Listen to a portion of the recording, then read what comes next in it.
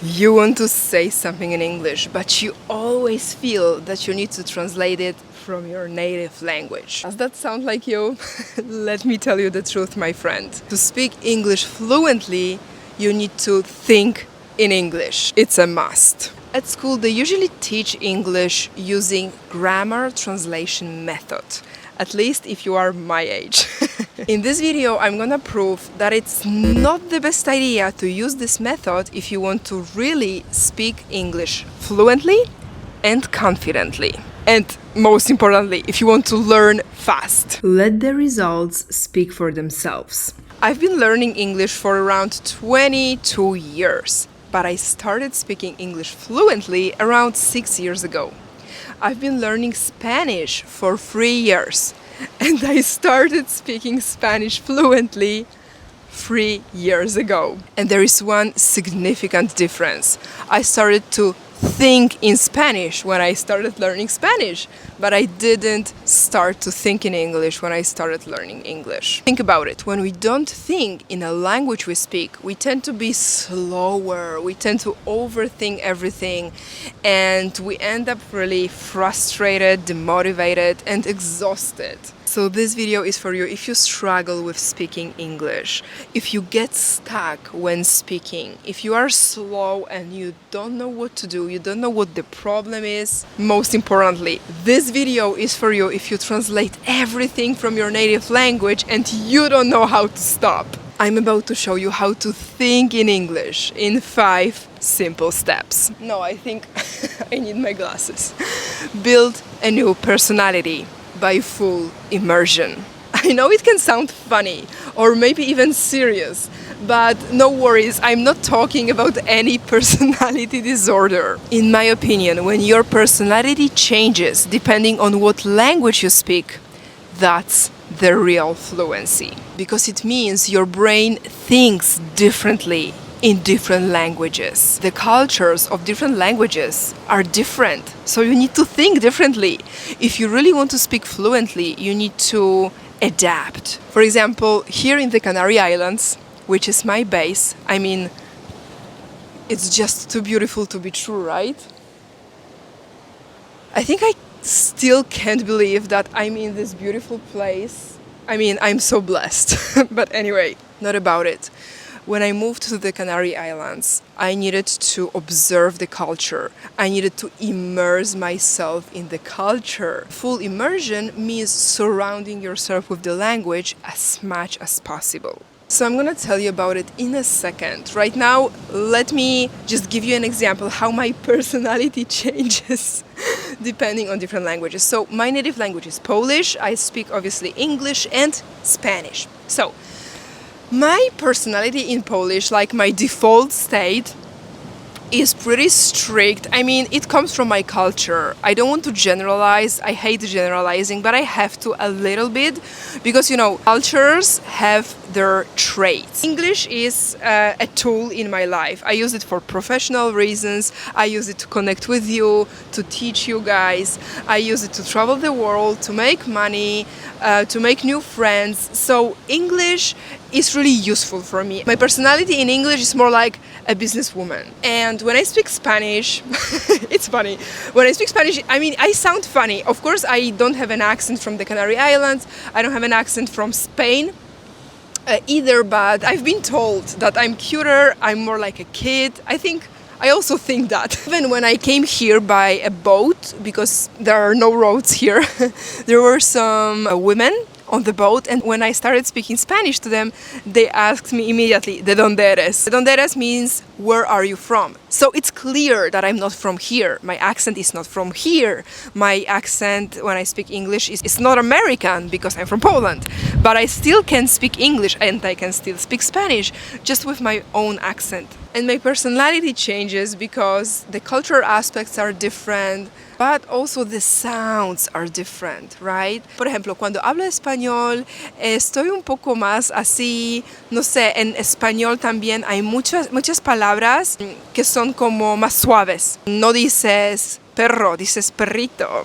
No dices, por ejemplo, toalla. Estoy sentada en la toalla, dices toallita. You see, this is how I sound when I speak Spanish. I think it's different. The mówi po polsku, mówię tak. I think when you start really observing yourself, when you speak different languages, you're gonna find this phenomenon as well in yourself. Of course, there is science behind it. So let's talk science. Let's talk neuroplasticity. Of course, this part is inspired by Dr. Tara Swart. I mentioned her in my previous video, but I really admire this woman. She is brilliant. And she talks about something that's called neuroplasticity. I'm not a scientist. If you want to listen to her, just find the link in the description box. It's not sponsored at any point. I just love her. But I'm gonna tell you what I understood from her podcast. So it's proven that your brain adapts and form new pathways when you learn new languages. The example from my life. I studied English at the university in Poland, but it was English in English. I was learning about English in English, the same that I do here. I teach you English in English. I was preparing myself for an exam, and my Polish friend asked me about some information. She asked me, "Hey, what did you study today?"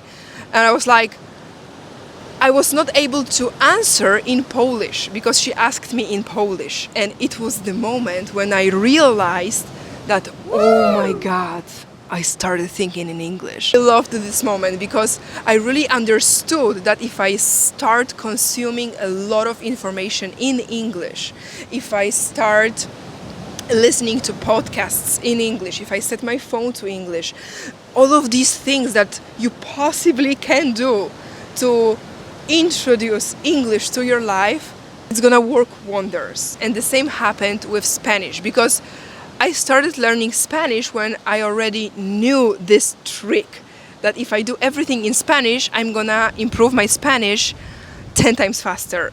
And it worked. So the brain training, the personality changes thanks to culture adaptation are gonna work wonders. So step number 1 is pretty long, I know, but there are things that I really need to share with you because I really think that it can help. So the next thing, I was about to talk about Polish. So now, guys, I don't really speak Polish, and I started noticing that my Polish fades away. So if you don't use the language every single day, even if it's your native language, it's gonna start fading away, honestly, and you're gonna start making a lot of mistakes. So Polish is a difficult language, but I make a lot of mistakes right now because I don't speak Polish at all. I talk to my mom maybe once a week and nobody else because I kind of changed my whole life. It's a long story. If you want, I'm gonna share one day. I noticed when I speak to my mom sometimes I forget words, I don't know how to say something, and it's the same when it comes to English. If you stop using English after an English class or after an English practice, your brain is not gonna just retain the information. You need to make sure that English is around you, that you read books in English. By the way, my tripod is on my free books, but all of them are in English.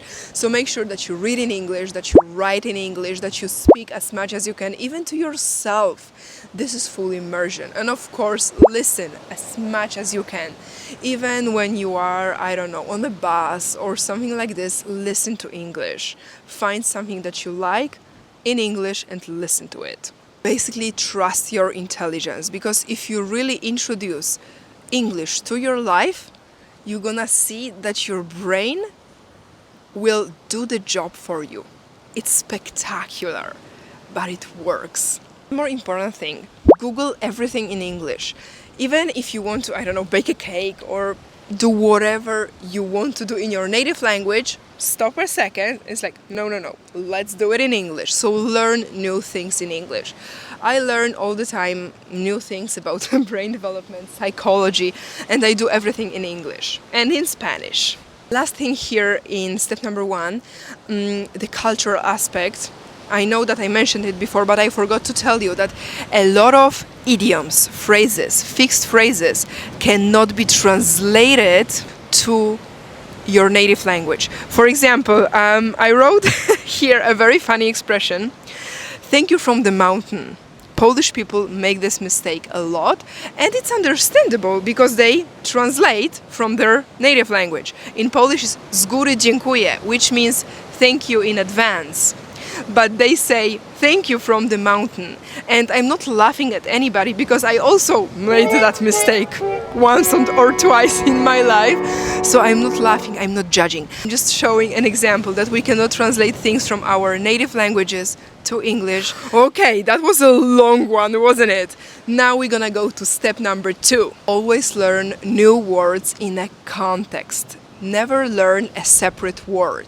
The best idea would be to learn the whole phrases, as I did in Spanish. So for example, instead of learning the word appointment, learn the whole phrase, to make an appointment.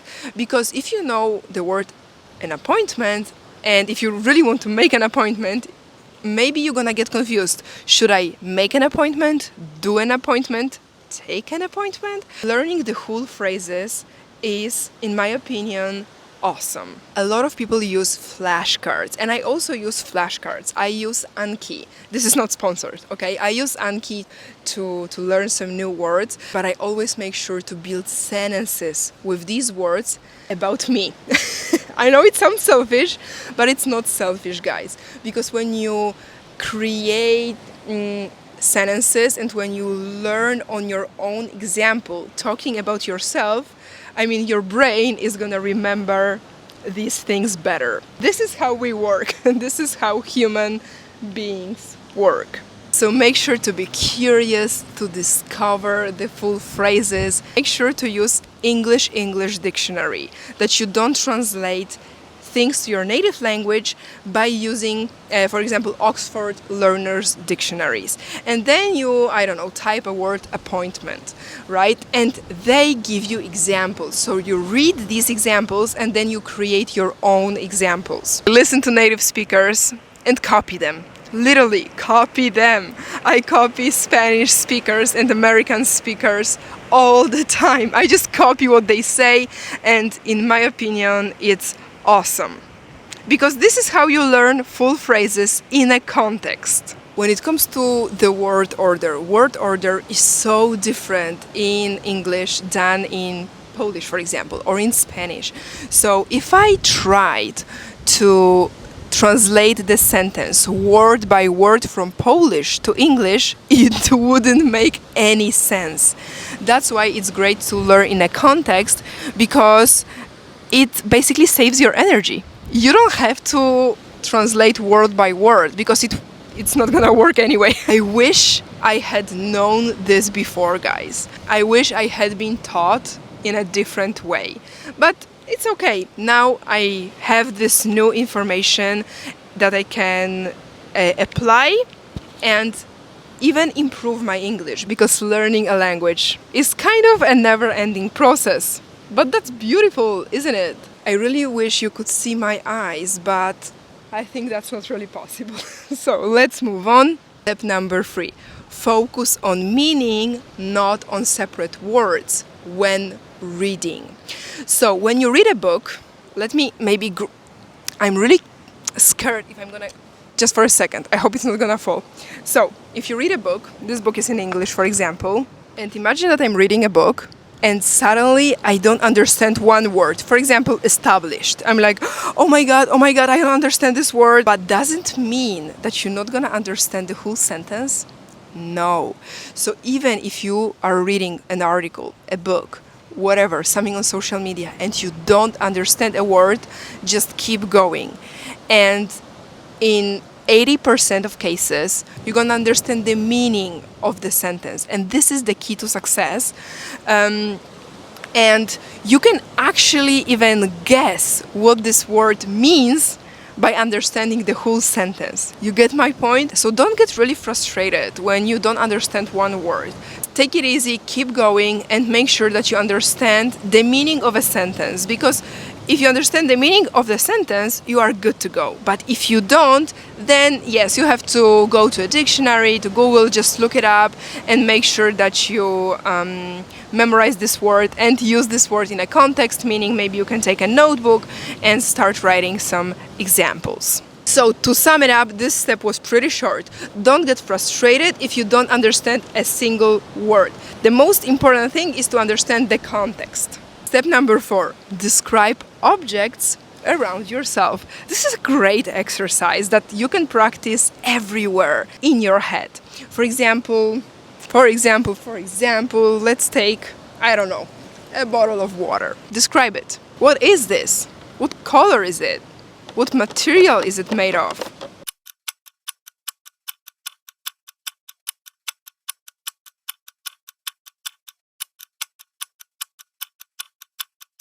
You got it? Write the description in the comments. This is how you can practice in your head all the time with anything.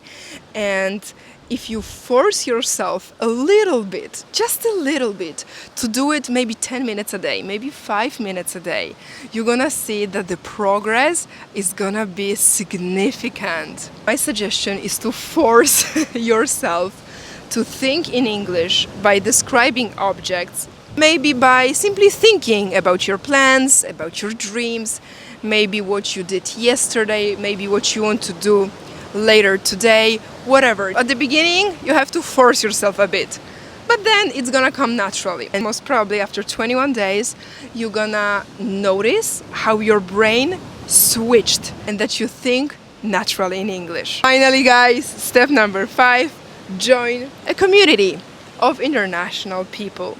There are a lot of communities online that you can join for free, or maybe some of them are paid. You can talk to people, because remember, speaking and active practice are basically the key to success.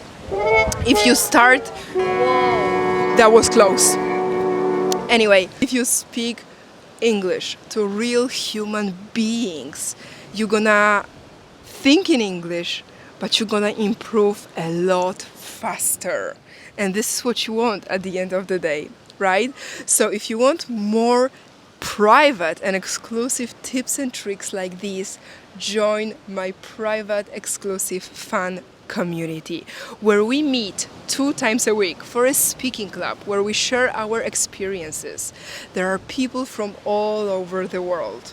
So under my guidance, you can learn a lot, you can ask me anything. What's more, you get access to daily lessons in the Telegram group, where you can ask questions, where you can connect with people. It's a beautiful community, it's a safe space for English learners. If you feel that this is the place for you, if I resonate with you, if what I shared resonates with you, make sure to check the link in the description box and join us.